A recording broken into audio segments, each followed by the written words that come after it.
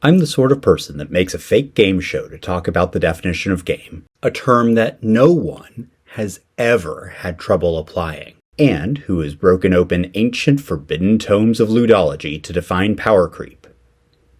Why? Because I think definitions matter. Here are 3 reasons why you should care about definitions as much as I do. If you ask me to grab you a coffee, what do you want me to bring back?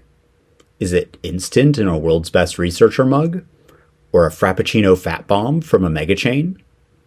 Are you the sort of person that says decaf isn't real coffee? The fact is that no 2 of you thought of the exact same thing in response to the word coffee. And you probably didn't think about what I had in my head. This is part of the human condition. Communications are hard. There's a whole field of study devoted to the difficulties of getting 2 people to understand a word or sign the same way. It's called semiotics.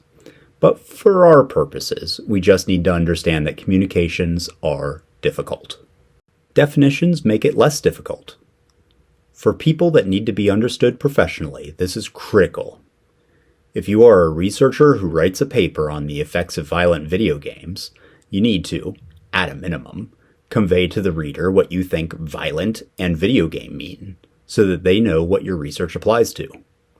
You'd be surprised how often excitement over really impressive results turns to despair when you understand the paper's definition. Do you remember Conan's riddle of steel? It proposes that steel is weak, but people are strong. I think the same applies to definitions.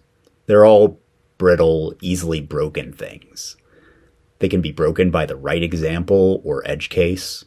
When you realize that your job, fighting a wolf, or a spelling test are games by certain definitions, it's hard to keep using those definitions. But the process of coming up with a definition, testing it, and refining it is one of the best intellectual exercises out there. This isn't new. This is most of what the first great philosopher of the Western tradition did. Socrates spent his time asking people questions like, what is virtue? Or justice? Or wisdom? The answers in Socratic dialogues are not important, but the act of asking these questions is the basis of both modern philosophy and of science. Finding definitions that capture all the things you want and none of the things you don't is a game! It's a hard one, I'll admit. So hard that we have been struggling with the idea from the time of Socrates to today, and likely far into the future. Try it yourself. Perhaps you should try and define your favorite type of game. What is a board game? A platformer? A roguelike? An RPG? Then throw examples at your definition. Is Portal a first-person shooter? You spend all your time shooting in first person, but your shoot action isn't a weapon.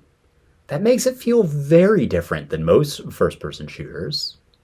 Don't believe me that defining things is a game? You're welcome to prove me wrong, using any definition you like.